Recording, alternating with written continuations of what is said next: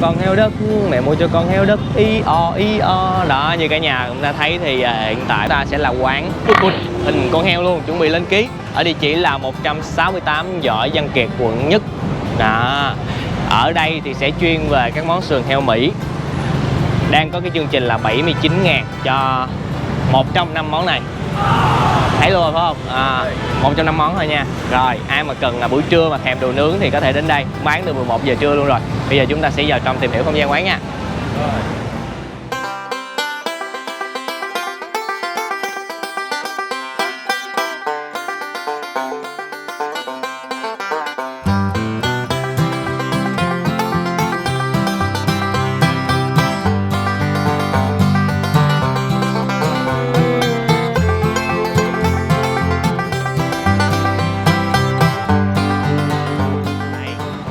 Đây là cái món đang best seller của quán Ụt Ụt, nằm trong cái chương trình 79.000 rất bắt hình. Mình sẽ nắm cái món này rồi. Bây giờ mình đi vô. Trời. Đó. Từ cửa vô là mọi người sẽ thấy luôn nguyên cái quầy bếp đang làm luôn. Đó. Còn ở đây là cái quầy bán áo và có bán những chai nước sốt mua về. Áo thương hiệu Ụt Ụt.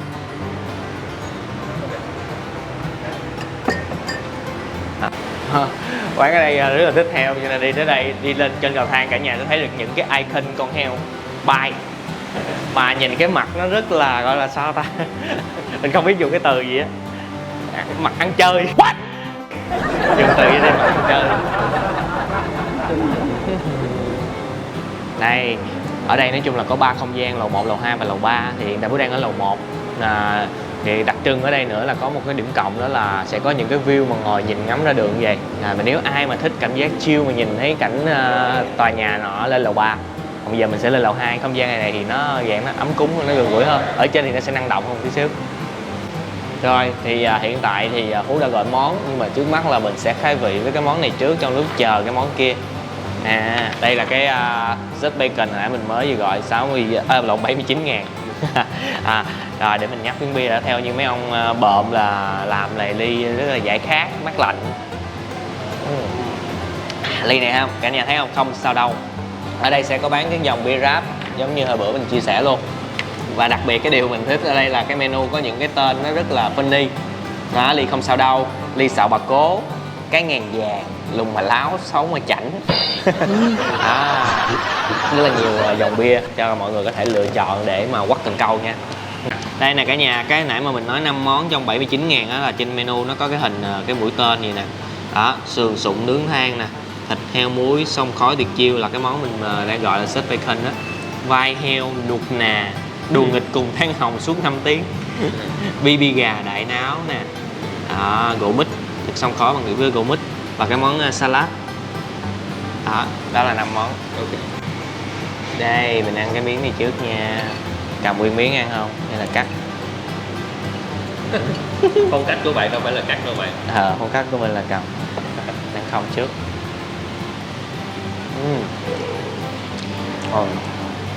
Rất là giòn và nó thơm, giòn, săn nha cái phần thịt này nè cả nhà. Và nếu mà có cái độ mềm của cái chỗ này, mặn mặn rồi đó, thịt nó cũng rất là vừa vị. Nhưng mà bây giờ ở đây trên bàn là có các loại sốt sẵn rồi. Các loại sốt nè, BBQ rồi mù tạt gì đó, rất là nhiều thứ. Thì mình xịt một loại thôi. Đây lấy cái BBQ. Đây, chấm. Rồi, rớt. Phú sẽ chia sẻ một tí xíu về cái miếng này ha. Đây, thì cái miếng thịt Just Bacon này á sẽ được ướp từ đường nâu và sốt tiêu đen, rồi sau đó được xông khói với vỏ hạt điều hoặc là gỗ mít để tạo nên cái mùi hương kích thích vị giác. Ngon mà. Rồi thì bây giờ mình đã có cái món chủ đạo của mình. Rồi thì bây giờ Phú xin phép giới thiệu cái mâm mà mình đã gọi nha. Đó, bự lắm. Cái mâm này trị giá liên thành của nó là 595.000. Gọi là sườn heo tuyệt hảo 4 loại ụt. 4 loại, tức là 4 loại sốt sẽ được úp ở trên 4 cái miếng heo này. Mình sẽ giới thiệu từng loại sốt cho cả nhà nha. Đầu tiên là cái này. Cái này là sốt Hàn Quốc, gochujang, sốt nước mắm thơm nước mũi, là sốt BBQ, dạng BBQ cà chua á cả nhà. Và đây là bột Memphis Truman, vị tennis bùng nổ trong miệng, menu ghi vậy đó. Và các loại rau ăn kèm có kim chi, đậu bắp nướng. Chắc là mình ăn cái miếng này trước nha, sốt gochujang. Ui, cái này tính ra chắc là phần này 4 người ăn nha cả nhà, tại vì 4 tảng. Đấy, heo Mỹ nha cả nhà ơi. Đây là heo Mỹ. Chơi cầm tay luôn. Ôi chà chà, cầm tay Cặp luôn. cặp. Mà mọi người không, đúng là nếu mà mọi người ăn cảm nhận á, phải cảm nhận được cái mùi xông khói á, thơm của cái gỗ á. Họ mềm quá, đụng vô đó luôn, rất là đậm đà.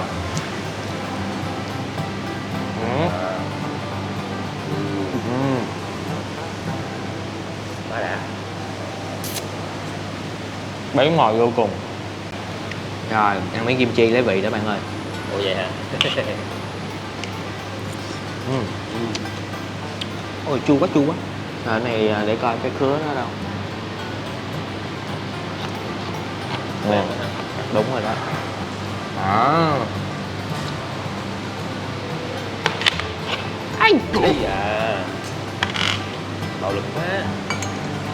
đây, cả nhà thấy ống ánh không? Nước sốt nè, là sốt mắm nha. Trời ơi, tách nè, thịt nè, rất là mềm. Nãy mình cầm rồi, bây giờ mình sắn.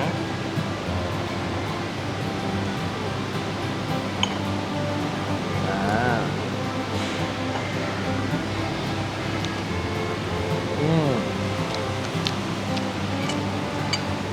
Rất là vị khác biệt rõ ràng. Hai hương vị, hai sốt. Hai là sốt nước mắm, rất là thơm, nồng. Cái này nó sẽ ăn, nó sẽ có cái vị cái độ mặn ngọt nó nhiều hơn là cái nãy. Cái vị này gần với người Việt mình nè. Cái nhà thấy thịt vàng không? Nói chung là cái phần này 595 thì 4 người. Thơm quá.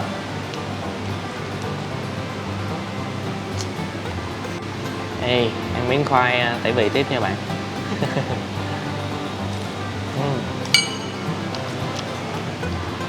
Đây, để coi cái khứa nó đâu.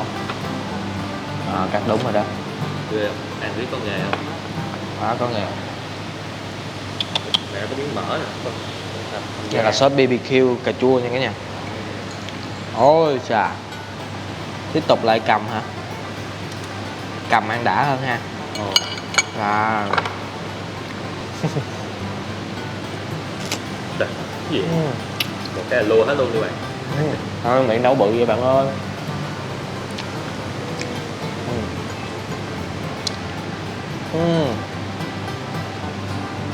Tiếp tục tẩy vị lần 3.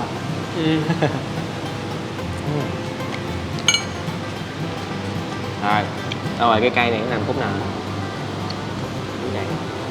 Đó. Đó. Ghê quá, ghê quá. Này vị bùng nổ hả? Chắc là cây đó. Một cái thế từ từ bạn ơi. Đấy. Điểm nổi bật của một quán phải là cái thịt này là tươi, mềm mọng ướt, ăn không có bị khô. Rồi, cay không nhỉ? Cho nó sặc cái mùi ớt á, nồng lên mũi vừa nếm vô luôn đó nha. Béo béo giống như nó có một chút phô mai, đó là phô mai vàng vàng á.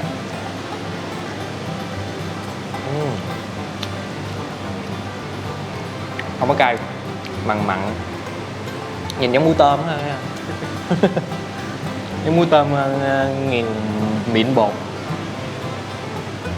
Cái này thì ăn nó thơm.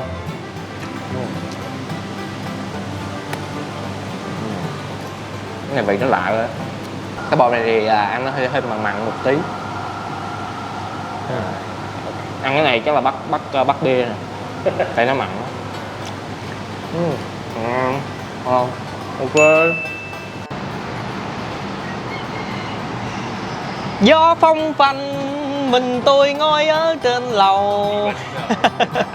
Đây là cái view mà tầng 3 này cả nhà mình có thể ngồi đây, hai người nha, hai người ngồi đây để vừa ăn vừa ngắm, rất là chill và mát mẻ luôn. Buổi chiều tối mà ngồi đây rất là thích hợp nha. Rồi thì ngày hôm nay mình đã đưa đến cho cả nhà một cái địa điểm gọi là ăn heo nướng theo kiểu Mỹ, rất là ngon miệng, rất là đậm đà. Ai đã từng ăn ở quán chia sẻ cho mình nhé nha. Còn bây giờ thì chắc là mình nghỉ ngơi về đợi tiêu rồi chúng ta tiến đến địa điểm số 3. Ngày hôm nay là nhà hàng Lion City ở địa chỉ là 45 đường Lê Anh Xuân, quận Nhất, đối diện với cái gì, cái đó là cái gì để gì quên rồi, cái nhà hàng bự bự á. Biết New World. New World. Tự nhiên mà quên bất chợt luôn. Thì Lion City này đã có mặt ở Sài Gòn là 15 năm rồi. Ở đây sẽ chuyên về ẩm thực của Singapore và Malai. Thôi thì bây giờ chắc là chúng ta vào trong tìm hiểu. Ở đây đặc trưng nhất là món cháo ớt Singapore và cái sốt ớt đặc trưng về ăn với hải sản, cua, tôm và những cái sốt samba.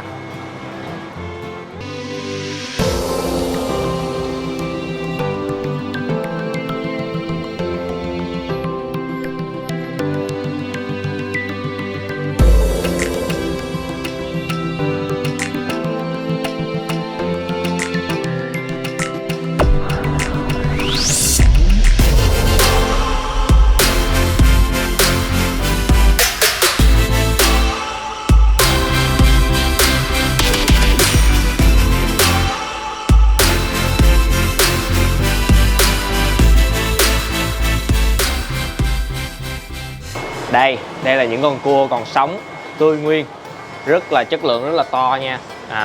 Cua ở đây là được nuôi là tới 7-8 tháng thì mới có được cái con cua này. Nguyên con tôm bự luôn, có nhạc. Trong lúc mình đợi món ăn thì bây giờ mình nếm sinh tố trước, xin mời cả nhà nha. Đây là cái ly sinh tố xoài. Nói chung á, ở đây sẽ có cái điểm đặc biệt nữa, đó là những cái món nước. Đầu tiên là cái sinh tố này, ở đây họ sẽ không sử dụng đường, đó là thứ nhất. Và cái món đặc biệt thứ hai ở đây là chính là trà sữa. Trà sữa sẽ được kéo tạo bọt theo kiểu truyền thống Singapore. Và những cái món nước nhà làm như là những cái nước mát á, họ không có nấu bằng nhiều cái đường để mà gây chất ngọt nhiều, nó rất là ngọt thanh và nấu bằng lò than. Tại sao mình biết những cái này thì khi mọi người đến đây sẽ luôn có một bạn phục vụ rất là dễ thương, sẽ chia sẻ hết những cái thông tin để cho mọi người có thể nắm được cái thông tin món ăn đó để mình có thể dễ dàng chọn lọc. Trong khi đợi món ăn thì Phú xin chia sẻ là một cái thông tin này rất là cần thiết cho những ai mà muốn đến Lion City thưởng thức nha. Thì hiện tại là Lion City đang chạy một cái chương trình, đó là 20 tuần giảm giá 50% cho một số món ăn. Mỗi một tuần thì sẽ có các món ăn nó sẽ thay đổi. Thì đến lúc mà clip lên thì chắc là đó là tuần thứ 3 rồi, mọi người cứ xem trong đây ha.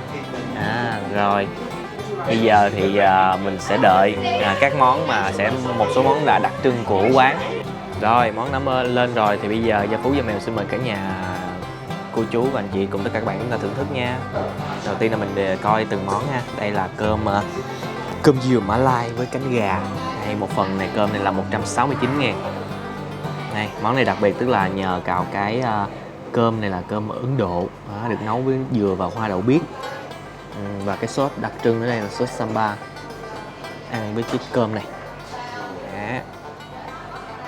Kế đến là món tôm sốt ớt đặc trưng. Đây là cái món mà ở Lion City đã đạt giải vô địch Iron Chef năm 2012 nhờ được cái sốt này nè cả nhà.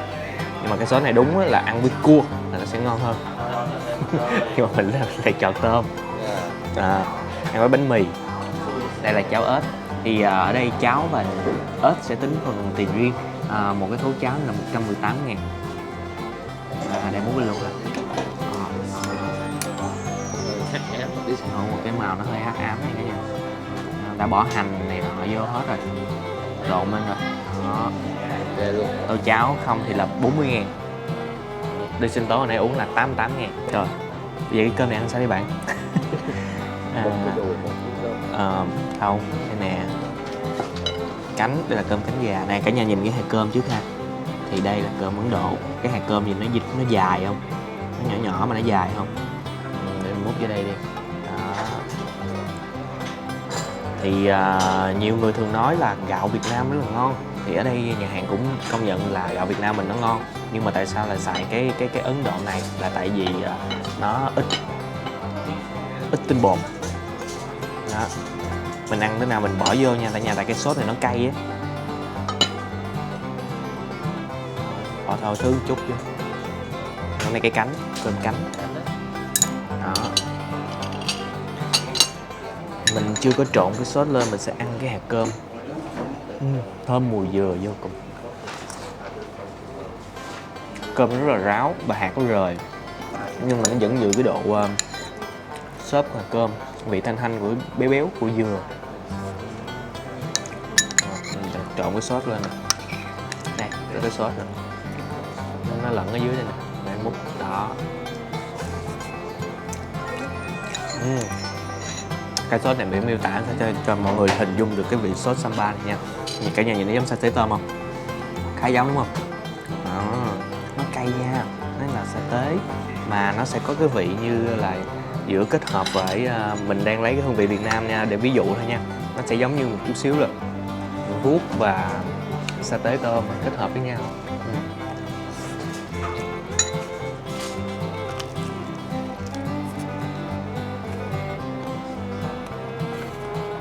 Đùi gà giòn, đùi gà thì bình thường thôi, không có vị mình sẽ ăn chung với những cái này, nó ngon. Sẽ tới nè. Quên nãy giờ mọi người nhìn thấy cái trên cái dĩa này là có cá cơm và đậu phộng ha, đậu bắp, và cái trứng đẹp ghê. Mình không nỡ là sắn nó ra, mình để cho nó đẹp.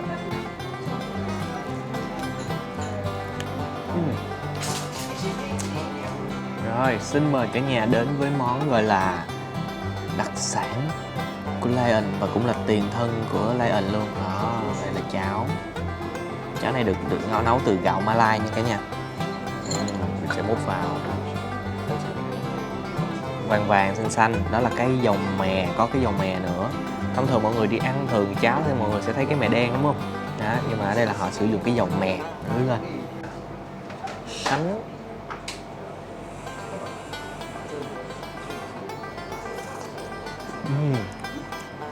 Nó mịn ghê á, mà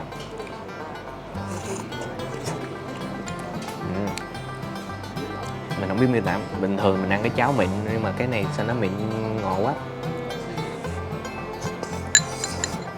Nói chung là lạc thôi, nó có thơm dầu mè. Mình phải bỏ những cái nèm này nè. Đây, mình nha. Phần cháo này 118.000. Đen. Sốt vì có xì dầu quá kìa, rất là đen. Đây.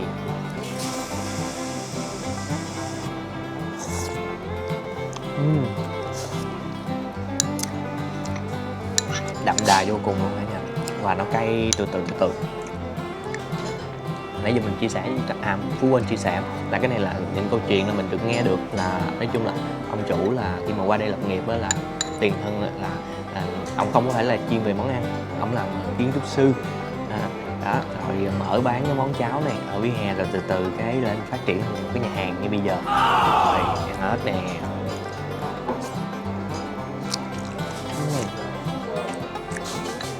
Con ớt này thì nó nhỏ, nhưng mà cái thịt nó rất là săn chắc và cái gia vị nó thấm vào thịt ớt cả nhà. Mà dễ ăn, nó rời á.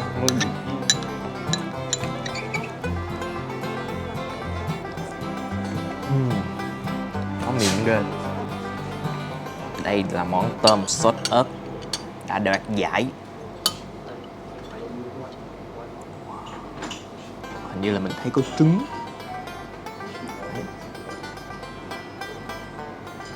Một con tôm, 2 con tôm, thêm miếng sốt. sốt rất là nhiều nữa nha. Mình chấm bánh mì đây.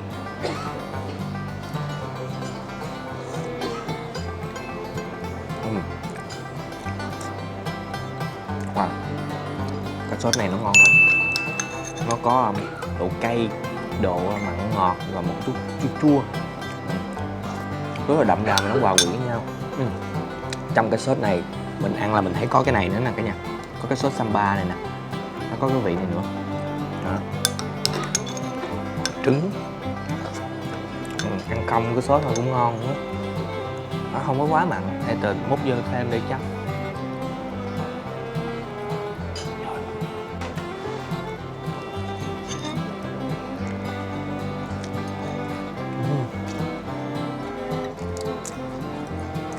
Bánh mì ngon vô cùng. Đấy.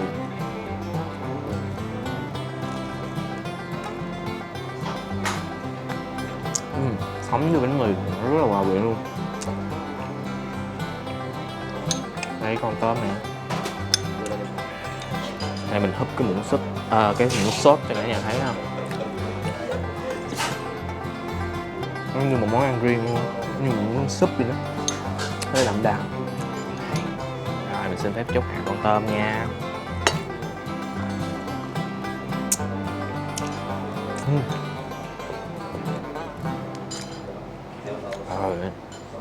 Con tôm có chút gạch đó, nó béo. Rồi, xin phép cả nhà, mình ăn nha. Đây, mình ăn thêm một con tôm nữa nha. Trước khi ăn này, cái này là do Phú nhiều chuyện. Tại vì hồi nãy á, bạn nhân viên có chia sẻ là sắp tới là họ có bán những cái này chạy để mà ra những cái mặt hàng siêu thị luôn. Thì hiện tại là cái sốt này là có bán trên Shopee và Lazada, hoặc là bán mọi người có thể tới để mua trực tiếp luôn. Đây là cái sốt của cái cua và sốt tôm á, để chúng ta có thể ăn, mua về nhà tự làm. Đó, với bịch này là 368.000. Mà có những cái loại hủ mò, mà cái loại sốt cơm rồi sốt ấy nữa với giá khác. Đó, mọi người có tham khảo nha. Cái này mình hỏi thêm, chia sẻ cho mọi người nắm. Xin phép mọi người nha. Ok, chúng ta đã ăn sương ở quán thứ nhất rồi. Thì mình chia sẻ một tí xíu. Nói chung là trong cái ăn nãy thì hương vị rất là ngon, đậm đà. Chỉ có cái món cơm là có cái nguyên liệu mình không thích lắm, là cái con cá cơm nó nhỏ xíu ăn mà nó bị hơi khô cứng cứng nữa. Phải lấy cái cá cơm nó mọc thịt hơn tí xíu thì nó ok hơn. Rồi, thì bây giờ chúng ta sẽ tiến qua quán thứ hai. Lẩu Thái, lẩu bò, lẩu xi quách với lẩu Hồng Kông. Hiện tại thì Phú đang ở 386 Nguyễn Tri Phương, phường 8, quận 10. Ngày hôm nay quán thứ ba của chúng ta là quán lẩu Hồng Kông Bonfort. Rồi, thì quán đã tồn tại được 10 năm rồi, do một anh chủ gốc Hoa đã sáng lập lên cái này. Và đặc trưng ở đây chỉ nói chung là chỉ là lẩu thôi. Thôi bây giờ thì mời cả nhà chúng ta sẽ vào trong tìm hiểu nha. Quán bán từ 11 giờ trưa rồi. Rồi.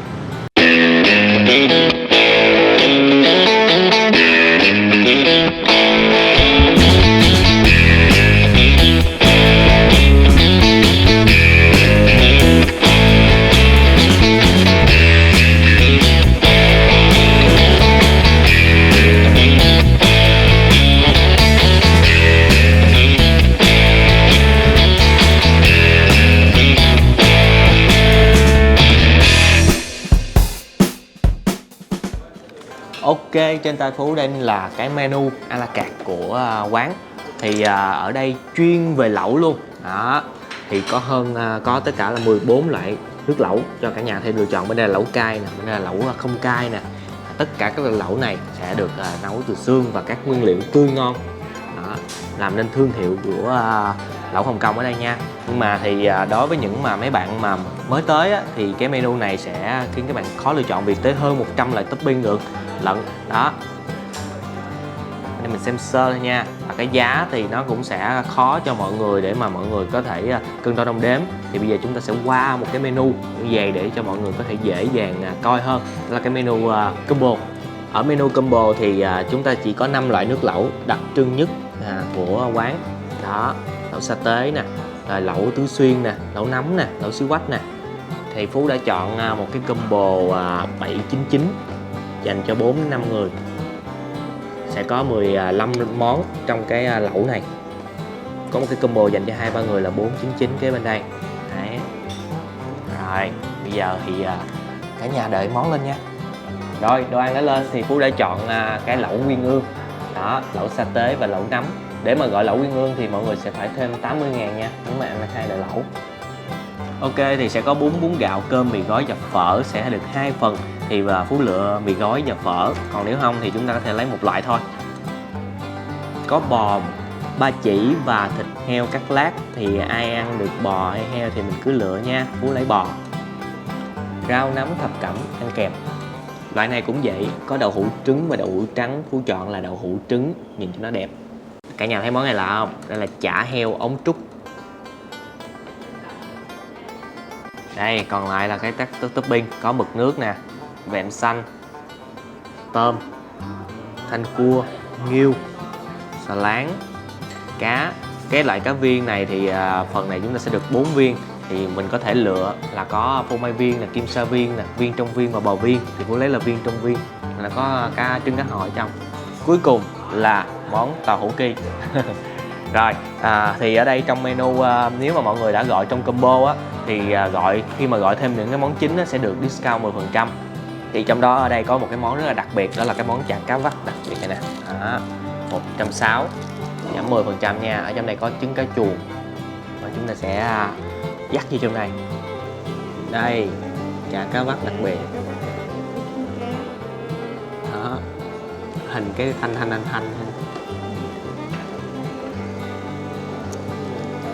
Đó, nhìn vui ghê.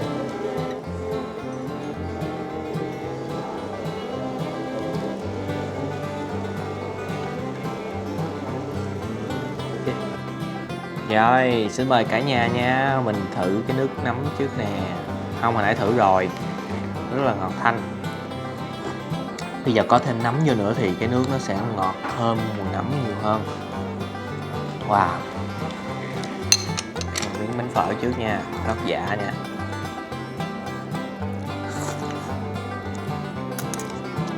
Đồ ăn nó lúp trong này.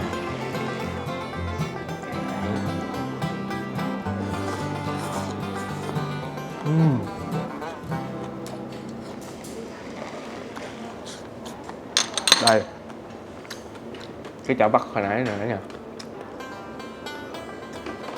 Chưa? Không ạ. Ok luôn. Ăn thơm nữa. Đây sẽ có 2 loại nước chấm nha. Nhưng mà thường thì ăn một lẩu thì người ta sẽ đem vào cái chén này thôi. Sa tế, nè, nước tương, tỏi, hành. Cái chén này chén sốt Thái mình xin thêm cho nó nhìn cho nó phong cách. Hay là viên trong viên.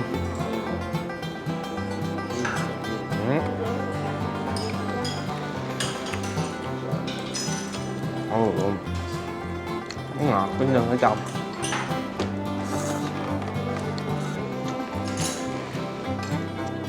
Đó.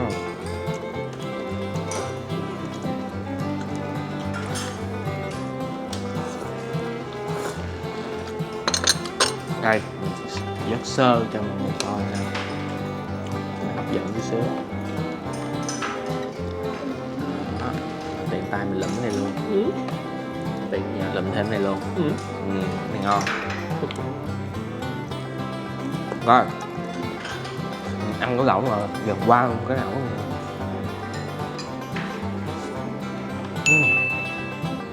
Đó, đây là cái lẩu sa tế.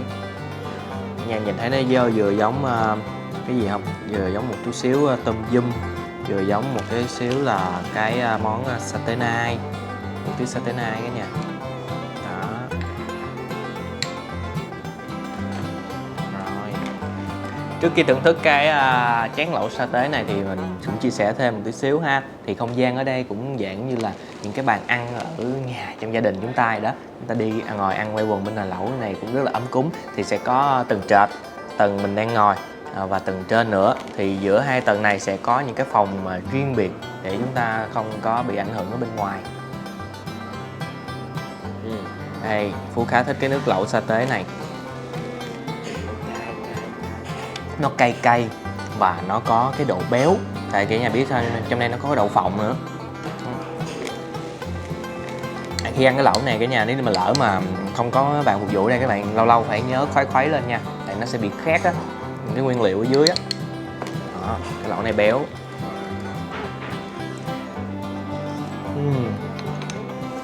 Thơm ngon.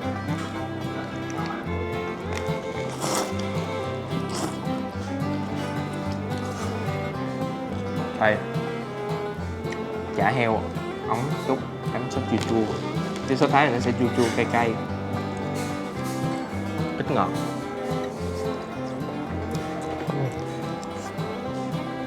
Chua liền. Nãy chưa có con tôm đúng không? Con tôm này Phú đã lột sẵn rồi. Gì chấm ăn.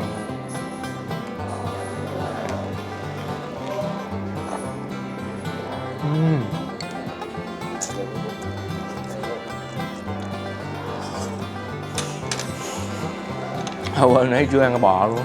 Rồi, thật là quá sơ sót. Nãy giờ còn món bò mà chưa bỏ vô cả nhà xem.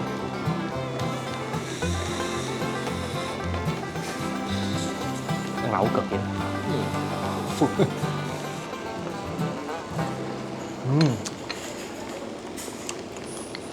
Miếng bò nó thơm ngọt. Đây, miếng cá. Rồi, xin phép cả nhà nha.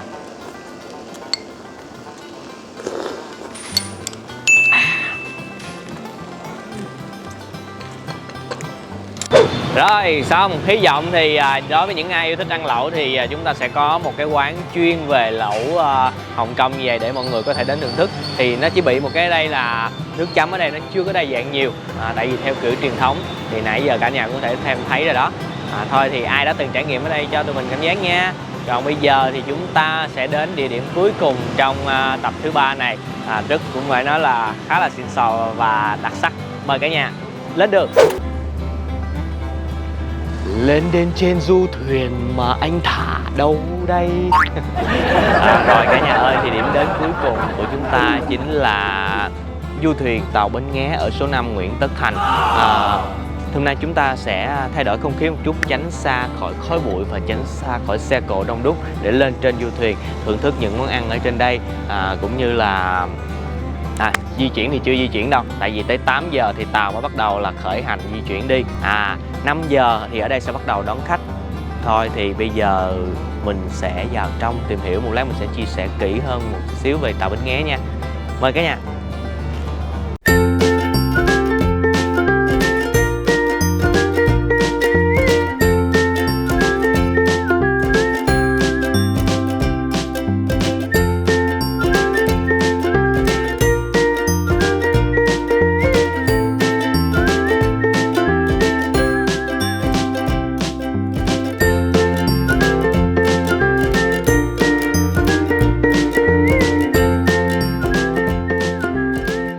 Ok, hiện tại thì Phú đang ở trên lầu 3 của tàu Bến Nghé. Thì bây giờ mình sẽ chia sẻ một xíu thông tin nha. Đúng 5 giờ rưỡi thì tàu Bến Nghé sẽ đón khách, và đến 8 giờ thì tàu sẽ khởi hành chạy dọc ở trên sông như vậy. Và cho nên cả nhà nếu mà ai mà muốn mà có một cái vị trí tốt đẹp á, thì mình hãy điện thoại trên đây để mình đặt trước, chứ còn không thì tới lúc đó thì còn chỗ nào thì chúng ta sẽ ngồi. Và cái menu ở đây rất là đa dạng, chuyên về món Âu, Á, Hoa, Việt. Để hiện tại thì Phú chỉ gọi tầm là 3 món trước thôi. Mọi người có thể lên trang web là taobenghe.vn, ở trên đây sẽ có đầy đủ menu luôn. Có một cái điều nữa là sau khi mà mọi người ăn xong mới tính bill á, thì trên cái bill sẽ có tính cái giá phí là trên tàu là 35.000 một đầu người, chưa tính thuế VAT nữa nha. Rồi bây giờ thì mời cả nhà. Đây mình đã gọi 3 món, thì trong đây sẽ có 2 món mới. Đầu tiên là cái món này là món của tàu Bến Nghé, chả giò Bến Nghé 32.000 một cuốn. Rồi kế đến là cơm Thượng Hải nấm đông cô với giá là 259.000. Đây là món mới, rất hấp dẫn. Còn đây gà nấu niêu, món này là 309.000. Ở trong là gà ta có một con đã được làm rồi. Thì cái món này á, thì nó sẽ có 2 sự lựa chọn cho cả nhà. Nếu mà cả nhà thích á, mình để nguyên con luôn, rồi ra thì lúc đó sẽ nhân viên phục vụ sẽ xé cho mình, còn không thì mình cứ để xé sẵn như vậy cho nó hấp dẫn. Mình ăn món khai vị trước nha cả nhà. Đây chả giò đó, Thì tàu Bến Nghé đến nay đã gần 30 năm rồi nha cả nhà. Rất là lâu đời luôn rồi đó.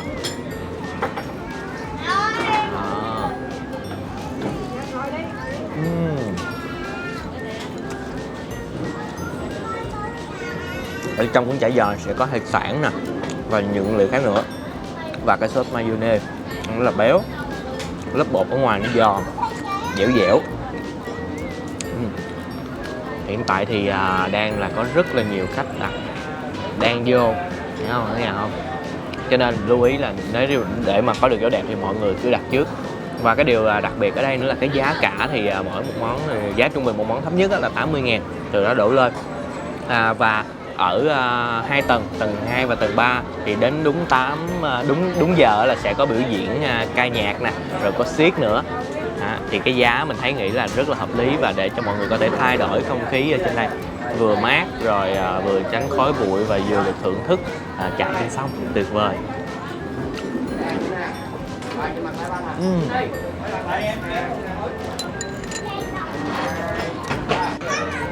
Rồi ăn cơm nè, mình phải tranh thủ để lát hồi tàu chạy là khỏi về luôn á. 8 giờ là tàu về luôn á.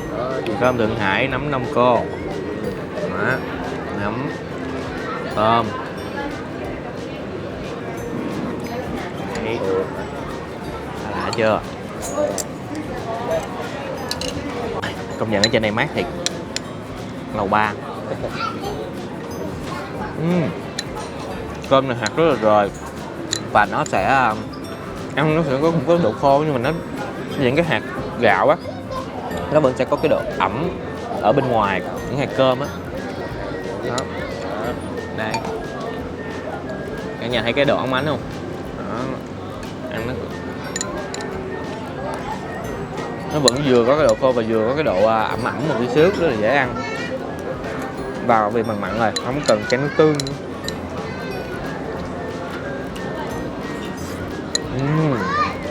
Nguyên con, nguyên miếng bự đã quá.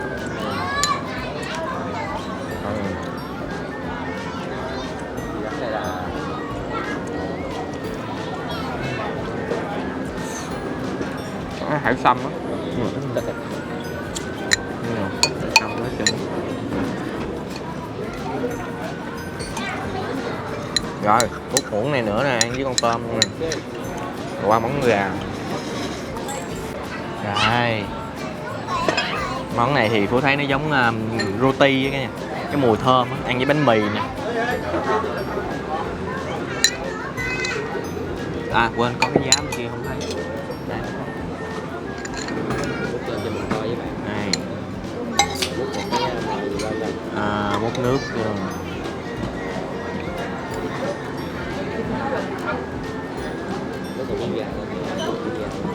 Mẹ quên xịt keo tóc, về gió nó thổi quá dễ thổi. Đó, ăn miếng bánh mì nha. Mình nếm thử cái nước.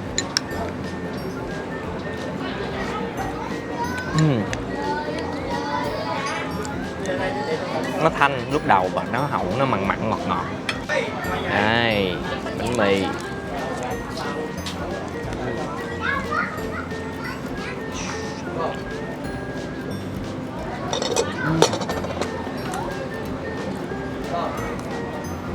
Gà giống như muối riêu canh.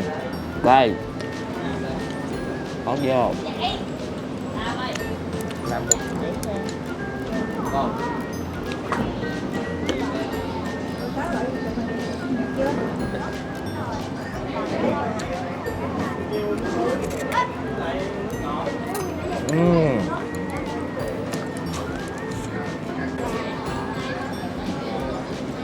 Rồi, ơi. Mém gớt.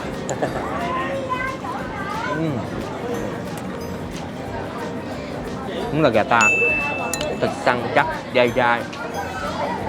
Ok, bây giờ mình thưởng thức và tận hưởng cái không gian ở đây nha. Wow, một khung cảnh quá gọi là lâu. Thực sự đi ra đây cảm giác nó rất là thoải mái luôn cả nhà. Gió mát, gió thiên nhiên, rồi không có khói bụi thực sự. Và ở đây trên menu nó sẽ có những cái combo 2 người 4 người để cho mọi người có thể dễ dàng lựa chọn, và một cái nơi để cho những cặp tình nhân hay là chúng ta tổ chức sinh nhật gia đình rất là thích hợp trong một cái không gian như vậy. Rồi, không biết là mọi người cảm giác tập này như thế nào thì cho tụi mình ở phía dưới bình luận nha. Mình sẽ làm thêm một tập nữa